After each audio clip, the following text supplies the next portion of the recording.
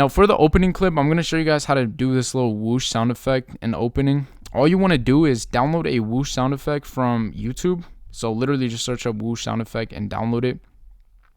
Oh yeah, and I forgot to mention, to download clips, use Cobalt Tools. It's a super good website to download any clip from TikTok and IG. So you want to add this in the beginning so it sounds like that. And then for this little animation, you want to click on your first clip, go to animation, and then in the you'll see this little zoom one thing.